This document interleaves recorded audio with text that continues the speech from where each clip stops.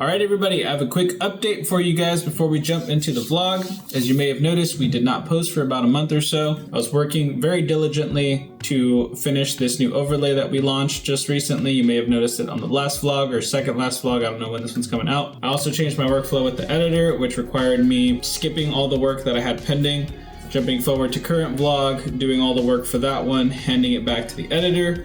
Overall, it's making my life a lot easier. I'm able to just hand everything off and have him, the professional, take care of the editing. I've done my best up until this point, but you know, just getting too much for me. So because of that, we got a little bit behind. You may have noticed that we jumped to vlog 69, 70, this might be 71, I'm not sure. Because he is currently editing that stuff with a new workflow. There's a backlog of a bunch of videos that I still have to go do the voiceovers for manually and then edit myself before we get up to date. So you're gonna see me jumping back and forth between sessions from a month or two ago, maybe 3 months ago, and then sessions that happened about 2 weeks ago. So just keep that in mind moving forward. You might see old overlay, new overlay, and so on and so forth for the couple months moving forward. I'll get through them as fast as I can to stay up to date, but that was why I was gone for a while. We also went and played in the World Series of Poker. That is a vlog that's gonna be on its own and coming out in the near future. I'll try to get that out ASAP for you guys because it was awesome and I want to release it while the series is still going on. Anyhow, that's all I have for you. This game is as per usual at our Thursday session over at Outlaws. If you guys haven't stopped by yet, please feel free to call in Thursdays as soon as they are open for business to try and get on the list. If you guys aren't locals and you're ever visiting, feel free to shoot me a message on YouTube or any social media platform. Let me know. My Instagram is at Monte Poker as well if you guys ever want to try and make our game. But that's enough of that. Let's jump into the poker.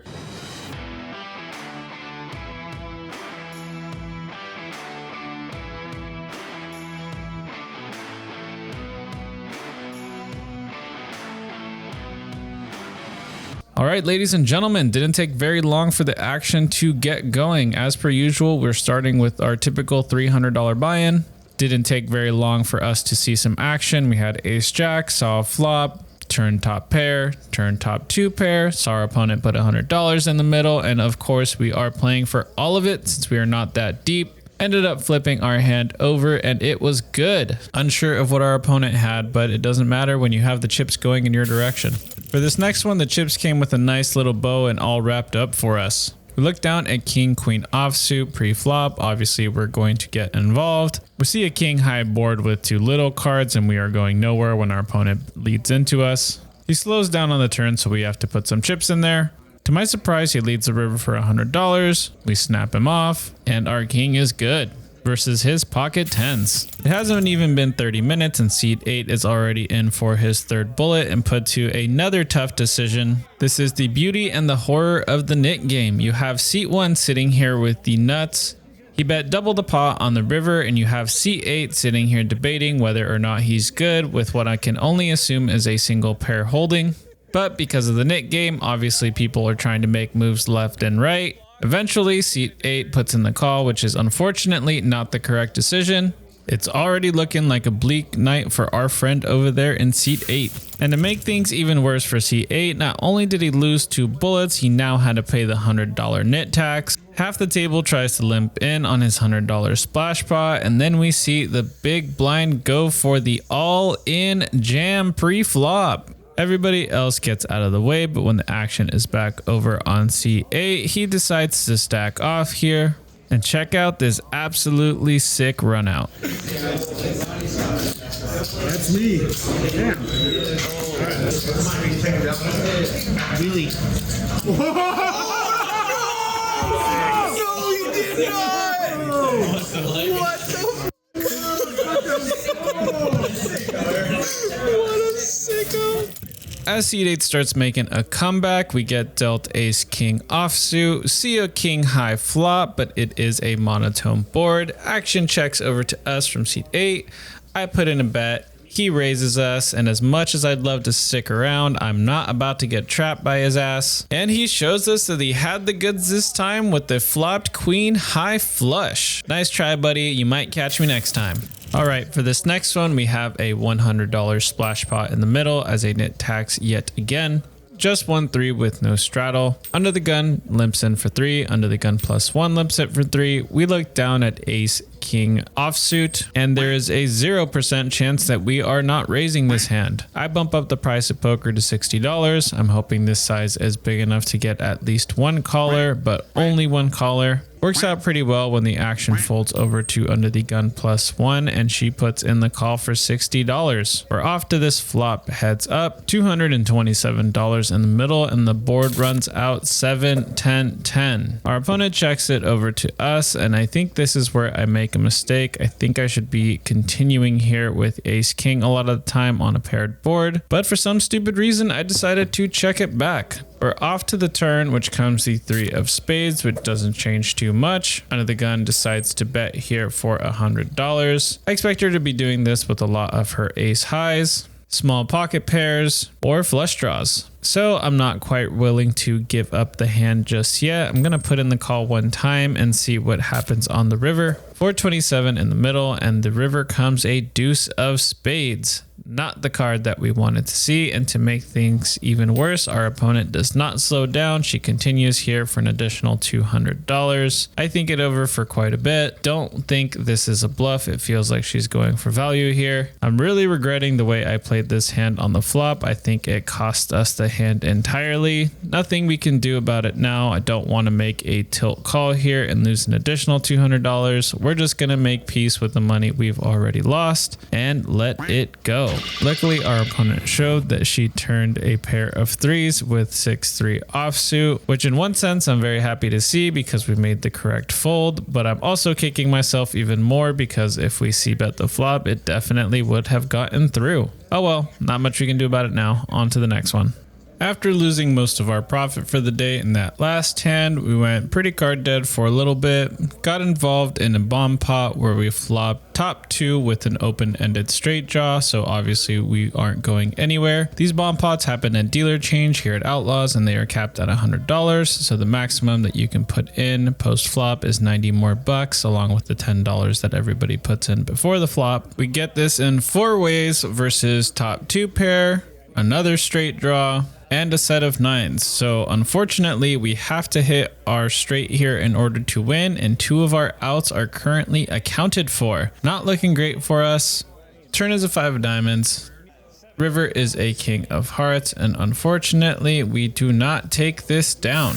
Looking real bleak now with only $200 in our stack, and we still have our Nit button. I decided to open with king deuce suited. Got 3-bet by Connor to my left, who still has his Nit button. Didn't feel like folding. Go to the flop together, and I hit a pair. Decided to go all in. Got snapped off, and of course my boy over here has pocket kings. Picked up a flush draw on the turn, but bricked the river, and that is how we lost our first bullet. After that point, it was time for us to add on for an additional $1,000. If you haven't done so already, make sure to like the video to send us some extra run good. Let's do this. For this next hand, we are playing 1-3-6 with the under the gun straddle by yours truly to $6. The action gets going right away when under the gun +1 bets $30. The hijack puts in the call. Action gets over to the big blind, who also puts in the call, and then we are under the gun and look down at pocket 10s. Absolutely going to be putting in a raise here with a hand as strong as this. I decided to go 125, and that's when under the gun +1 4-bets us to $300. There's some savage action in the Nit game, but I do not think that this is a Nit game move. We are simply too deep, and most of the table still has their buttons, so there's no reason for either one of us to be getting out of line. I'm expecting our opponent to have a bigger pair here 99.9% of the time. The action folds over to me, and I am definitely not going to jam here. I don't feel like folding pocket 10s just quite yet either. I'm going to call the additional 175 here and pray that we can hit a set. Off to this flop with 660 in the middle, and the board comes an absolute dream 10-4-7 with 2 clubs. No reason to come out firing here in a 4-bet pot. I'm just going to check it over to our opponent and let him do all the work for us. He puts in a bet of $150, and when he downsizes his bet to this amount, I'm thinking he has kings or better. No reason to put in a raise if our opponent is that strong, so we just call it the 150. 960 in the middle, and the turn comes the queen of diamonds. I check it to our opponent. He snap jams, I snap call. If he has pocket queens, so be it. But when he asks if we have a set, I'm very happy to flip my pocket tens over because obviously he does not have pocket queens here. Over 2,000 in the middle, and we go to this river, which comes the three of diamonds. We asked Connor if he had kings again, but this time it was aces, and he was kind enough to show the camera. And with that, we pulled ourselves out of the hole and are sitting on a $700 profit. But don't go anywhere because this session is just getting started. Alrighty, for this one we see an under the gun raise to $10. The low jack calls the 10. It gets over to us on the button, and I look down at ace king of spades. Pretty solid hand. We're going to increase the price of poker quite a bit, but we don't need too much protection since we're in position. I make it $35 to go. Gets back over to under the gun, who calls the 35. And then the low jack calls the 35 as well. Go into this flop three ways with 109 in the middle, and the board runs out an absolute dream. Queen, 6, 7 with 2 spades. We have 2 overs and the nut flush draw. Under the gun checks. The low jack bets $40. Obviously, we are going nowhere with a hand as strong as this, so we put in the call for 40 and under the gun folds. 189 in the middle, and the turn comes no help. It is the 10 of clubs. The low jack checks, and now that the action is over on me, I'm trying to figure out what he has now. As a pre-flop aggressor, that queen is going to hit my range over his range, so I don't expect him to take the lead with a pair of queens on the flop and then check back the turn when a 10 peels off. Would he have led out with just a pair of 7s? Most likely not, in my opinion, and I don't put him on a pair above the queen either because he would have re-raised us pre-flop. So in my opinion, the only thing he can really have here is a flush draw himself or an open ender with 4-5 suited or 8-9 suited. I think if he had pocket 6s or pocket 7s, he definitely would have continued betting on this turn because it doesn't change the board too much. So with that in mind, I'm going to put a bet in here, but I want him to stick around, so I'm going to keep it on the smaller side. I make it $65 to go, and without too much thinking, the low jack comes along for the ride. 319 in the middle, and we get a phenomenal card here. It is now the 10 of spades. Low jack checks again, and now I am perplexed. The spades got there and our opponent still checked. Why would he check? Open ender obviously missed. If he had a full house, I don't think he would risk checking back this river either. So we can definitely rule off a set. Does he actually have a queen that played the hand this way? I don't think so either. The only thing that makes sense to me is a flush, and I don't see why he would have checked back the river unless it was a really small flush draw that he was on. But I do have some history with this particular individual, and I know that he absolutely loves to check raise people. So it's still entirely possible that he got there with a smaller flush, obviously. So I'm just going to target that because I can't think of anything else that he would have in this spot. Looking at his stack and what's in the pot, he's got about 700 behind and there's almost 300 in the pot. I go a little under pot with a bet sizing of $215, really praying that I see my opponent get the all-in button thrown in front of him in just a moment here, but that doesn't seem to be the case. Our opponent announces call instead. We flip over the effective nuts here with our ace high flush. And after looking at the board and looking back at his hand, our opponent reveals that he had the jack high flush himself. Not sure if I misplayed this one or the paired board scared our opponent, or if he just wasn't confident with his jack high flush, putting us on a bigger flush draw, but that seems a bit unlikely. Not sure if I should have gone smaller on the river bet to induce a raise or if we got the maximum here, but either way we won the hand, so we can't be upset about it. Alrighty, ladies and gents, at this point in the session, we are up to 2,100 in our chip stack, sitting on a solid profit. It's been about 45 minutes since we played that last hand. We have ace 8 suited in the cutoff. There's a couple of limps, but nobody's shown any interest in this pot thus far, so I decided to bump it up to $20 here. Small blind calls, big blind calls, under the gun calls, low jack folds, and then the hijack calls. So obviously nobody wants to fold just about yet. If it's good for 3, it's good for 20. Going 5 ways to this flop with 103 in the middle, and the board comes out 6 ace 4 rainbow. Top pair is a pretty good hand. We do have kicker problems, but when the action checks over to us, I don't expect anybody to have us out kicked. So I decided to continue here for $45. Not really trying to get any folds with this bet sizing, hoping at least 1 or 2 people call with just second pair here, or potentially a hand like pocket 7s, pocket 8s, pocket 9s. Small blind calls, big blind folds, under the gun calls, and the hijack calls. A bit more people than I was expecting, but that's all right. Go to the turn with 283 in the middle, and it comes the 10 of diamonds. The action checks over to me one more time, and at this point, there's enough in the middle to just go for it and take this down now. Don't want to let people get there with something weird for cheap. I continue betting here for $200 into the pot of 283. And this is enough to get it done because everybody returns our cards to the dealer and we scoop a nice little profit. For this next one, it is a 1-3-6 with the button straddle for 6. Under the gun limps in for 3. I'm in the low jack with 2 black jacks, and I decide to bump up the price of poker to $25. Connor to my left immediately raises us to 65. He's been doing this all night, so I am not buying it at this point. Folds over to under the gun +1. She puts in the call, and when it gets on me, I could go for a 4-bet here, but we're trying to trap some lobster tonight and eat good, so I decide to just limp in here, and we're going to let Connor do the betting himself. Going 3 ways to this flop with 205 in the middle, and the board comes out 10 for queen rainbow. It checks over to Connor and he decides to continue betting for $75. Under the gun +1 folds, and when the action is on me, we are obviously not going anywhere. 355 in the middle, and we go to this turn, which comes the 3 of diamonds. This card doesn't change the board too much here, although it does put some straight and flush draws out on the board. I don't want to risk this going check if Connor was just blasting with air on the flop, so I decided to put in a small bet of $125. I'm hoping this bet sizing is small enough that our opponent will continue here with just a 10, or a hand maybe like 7s, 8s, or 9s that doesn't believe us. It seems to work out because our opponent puts in the call. There's now 605 in the middle, and we go to this river, which comes the 5 of spades. Flush doesn't get there. Some potential straights do get there, but it would have had to been a runner straight, so I'm not too worried about that. Keeping the same mindset as before, gonna keep the bet sizing small to get called by worse. I end up betting $200 here on the river, which is only about a third of the pot, giving our opponent some great pot odds. And he does put in the call and then ends up showing queen 4 of clubs. What? I knew this man was 3-betting us light, but he absolutely smashed the freaking flop with 2 pair. Wow. Did not see that one coming. We were right pre-flop, but I absolutely did not think he had that high of a pair in his hand, and I absolutely did not think he had 2 pair in this situation. Figured he would have raised us at some point with a hand as strong as this.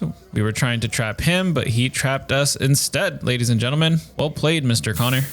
Well, unfortunately, that didn't work, but it doesn't take very long for the poker gods to give us a shot at redemption here with pocket jacks once again. We see a limp by under the gun +1, and then the low jack bets $30. We're in the hijack with the jiggities, and we're going to put in a small raise. Don't want to scare anybody off just yet, but I don't want the people behind us calling light, so I decide to make it $60 here. Gets back over to the small blind who calls the 60, the big blind folds, under the gun folds, and under the gun +1 puts in the call. 3 of us going to this flop with 186 in the middle, and the board runs out absolute perfection. 6-6 jack with 2 spades. We flop the second nuts, only losing to pocket 6s here. We have most of this board locked up, so there's no reason for us to bet here, so I decide to check, hoping that somebody is on a flush draw and catches up. Off to the turn, and we see the beautiful 7 of spades. To make things even better, the small blind now takes the lead and fires out for $75.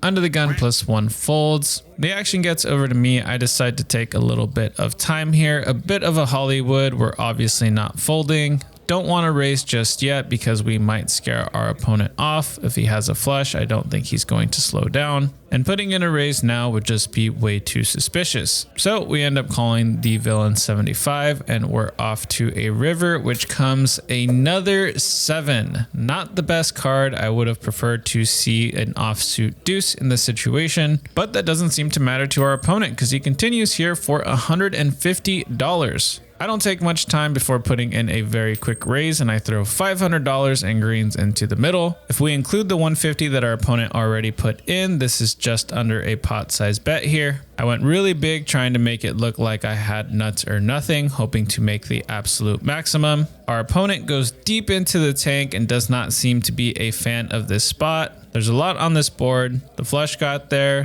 board double paired, so there's some very easy full houses. But after thinking it over for quite a while, our opponent decided that we do not have a 6 or a 7 because it is a 3-bet pot, and ended up putting the chips in the middle, hoping that we had ace jack, and he got half of our hand right, but unfortunately the second card is another jack, so we have top boat here.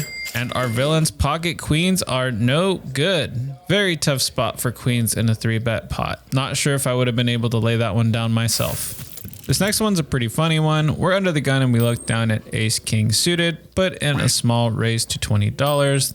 Cutoff calls a 20. The small blind now raises to $120, and given the player type and the history we have together, I expect him to be doing this with all his little to mid-range pocket pairs, and obviously at some frequency he's actually going to have some monsters as well. No reason to put in another raise because we're only getting called by bettors, so I decide to call the 120 and see a flop. The cutoff gets out of the way, so we go heads up to this board with 260 in the middle, and it comes 3, 6, 10 with 2 spades. Could not have asked for a better flop without hitting a pair. Small blind ended up checking in the dark, which I find really interesting. This confirms my suspicions that he probably has a middling pocket pair. And as I mentioned here, this particular individual likes to check raise. So looking at what he has behind, what's in the pot, and what we have in our hand, I want to set up a bet sizing that's just going to get all the chips in now while we have the equity we need with 2 overs and the nut flush draw. So I go with a bet sizing of $150, expecting him to just jam on us. Doesn't take very long for our opponent to start cutting out chips.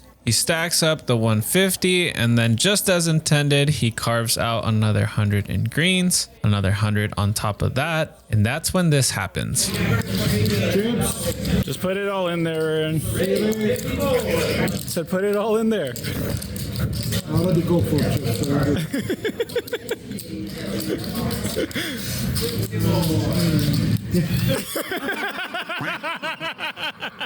I honestly can't say that I've ever talked someone out of raising, but that was absolutely hilarious.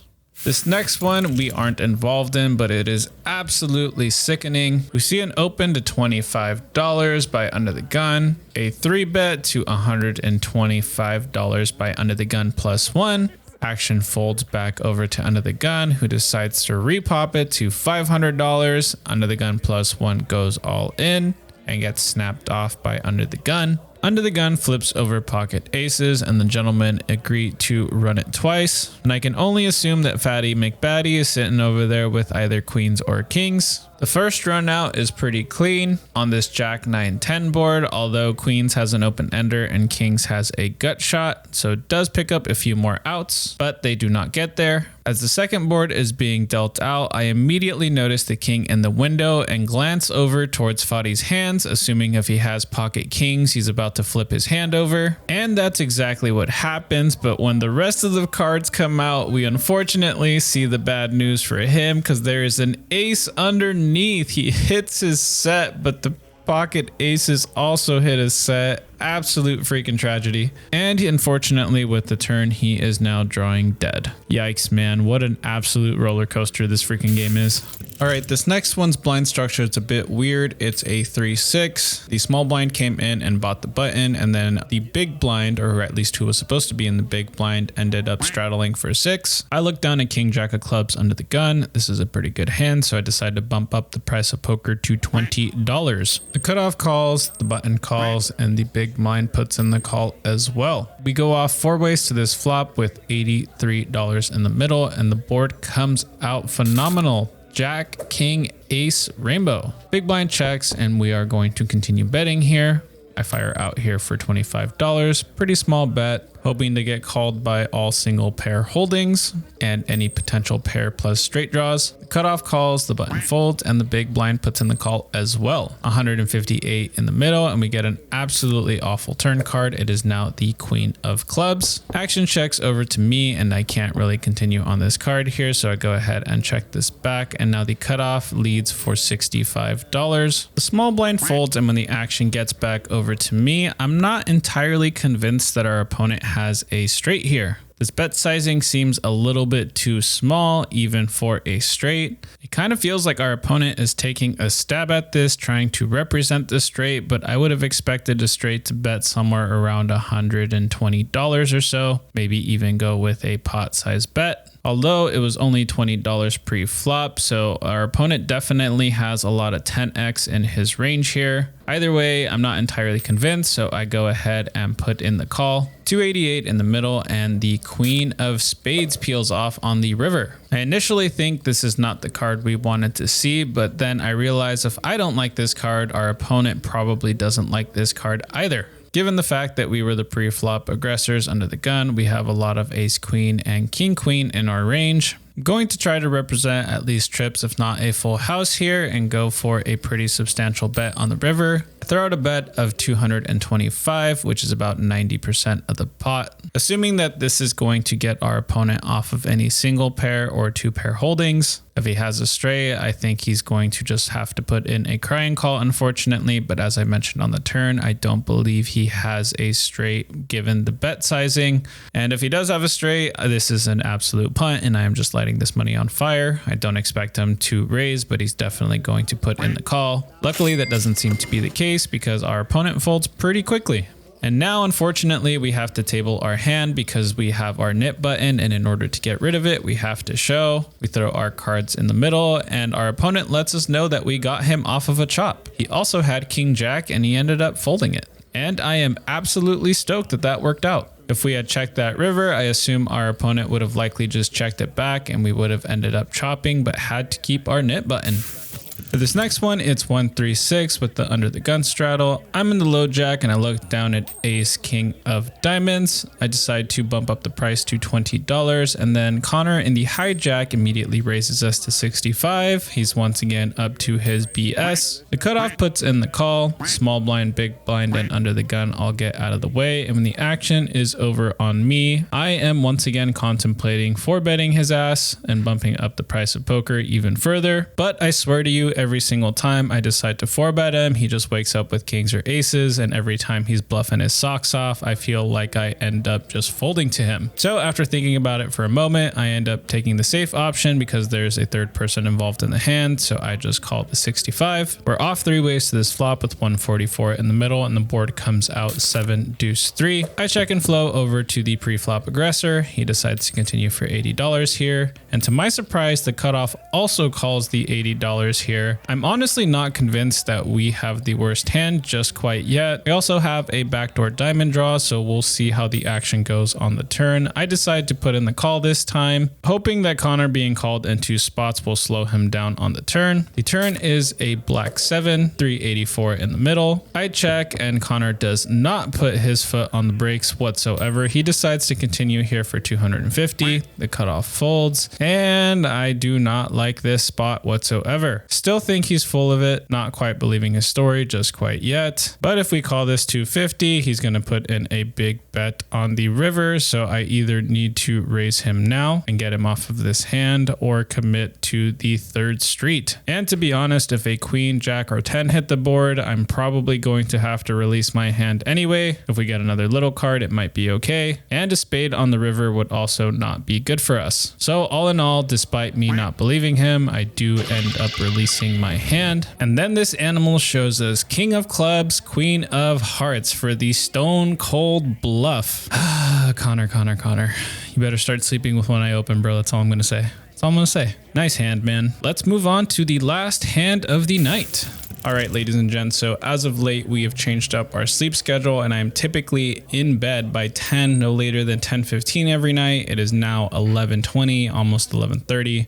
which I think factors in a little bit in this hand here, as you'll see in a moment. Anyhow, there's a $100 splash pot in the middle from the Nit game. We are under the gun with Jack 7 suited, and we've been playing pretty snug all night. So I decide to make a bit of a wider open here for $15. Don't want to go too big just in case we get re-raised. I don't want to have to fold. Willing to call up to about 45 bucks here, since our hand has potential to make flushes and straights, albeit kind of wide. Luckily, we don't have to deal with that possibility, as the hijack calls, cutoff calls, button calls, small blind calls, and the big blind calls. $190 already in the middle, and the board comes out 3 Jack 10 rainbow. Pretty good flop for us. Top pair is a pretty good hand, but we do have kicker problems.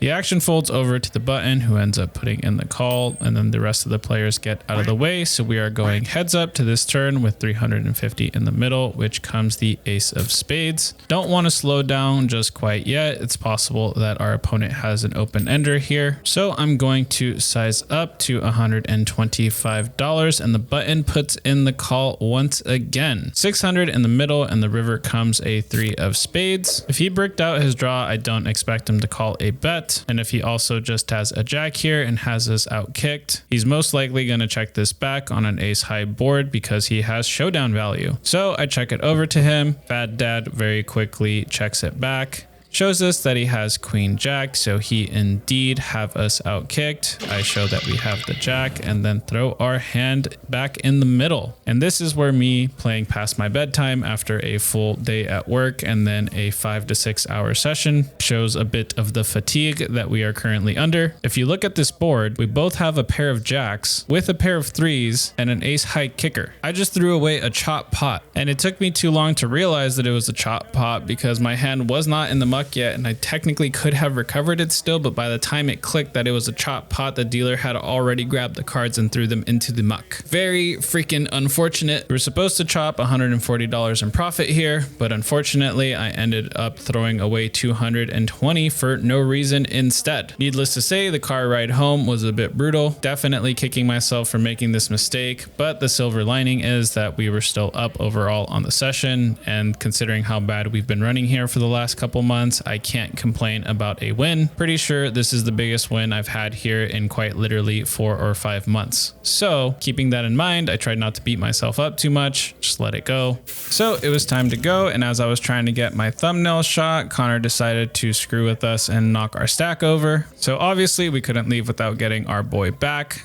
Had to make sure he had something to do after we were gone. And before we left, it was time to be the banker one more time. Probably one of the best feelings at the poker table, to be able to color people up or down and sell them chips as you're getting up to go. After finishing our rack up, we headed over to the cage, and let's go over the session stats real quickly. So for this one, we originally bought in for 300. Had to rebuy an additional $1,000. Ended up leaving $32 as tip for the dealers in the box. Bought some food, but it didn't cost us too much. Used some points for it this time and paid $5 as a tip to the server. And finally, we left $12 in the cage for our boy Kev Dog. All those amounts came out of the stack, so they don't actually count against our profits for the day. The total cash out was $22.40. So considering we were in for $1,300, cashed out $22.40, our total profit on the day was $940. Total session time was 6.5 hours, which brings our hourly profit to $146 an hour, or good for 46 big blinds per hour. Not a bad day if I say so myself. Let's shoot over to the outro for some closing thoughts. Hey everybody, just wanted to give you some quick closing thoughts on how I think the session went. Overall, feeling very happy with how we played. Got a couple bluffs through, got bluffed a couple times, maximized on some of our bigger hands as far as value goes. And obviously, you know, we made a pretty big mistake there at the end by mucking a chopped hand. Don't know what to say about it. I was absolutely beating myself up. I even flipped my hand up and showed that I had a jack for a second before throwing it away. Had a chance to recover the hand because it wasn't in the muck yet. If I had been quicker to realize what was happening and reached out and grabbed it, but like I said, by the time I realized it, the dealer had quite literally let it go into the muck. I was really hoping that when I looked over the footage, it was like I just threw it into the muck, so it wouldn't have even been recoverable or whatever. But whatever, I'm not even sure what the house rule is on this. I know some places, if it's like crosses the line but you haven't mucked it and you go save it before the dealer grabs it, it's okay. There's some other places that just play as soon as it crosses the line, it's a dead hand. So I don't even want to figure out if I could have. I'm pretty sure I could have, but I'm just going to tell myself that I couldn't. I mucked the hand. Oh well, it's over. It's done. Pretty stupid mistake to make. It's a lot of money to just throw away at the end of the session. But silver lining, we're up to be happy about it. Let's just move on. We're poker players. We've all done stuff like this before in the past. I mean, on the $1 Million game, I'm not sure if you guys watched that on Hustler. Somebody threw away a straight when it was the best hand for $500,000. So at least we're not that guy. No offense to that person. Condolences. I'm sure they kick themselves afterwards too. Anyhow, happy with how we played today. Feeling like we're back in the swing of things and we're in the groove again. Gonna try to bump up the number of sessions that we are playing if possible, as time allows, obviously, because the channel takes precedent over playing. But overall, the schedule that we've had recently has been a lot more sustainable. The editor has been helping out tremendously and doing a fantastic job on the videos. I am stoked with the entire direction of where the vlog is going. Thank you guys for checking in as per usual. Make sure to like, comment, and subscribe if you haven't already. Also, go follow me on Instagram for regular updates as far as our sessions. If we have more sessions coming in, unfortunately, I cannot record all of them because it would just be too many videos that we have to put out. I will, however, be trying to get better quality shorts and potentially look into doing more shorts per week so you guys get more short form content.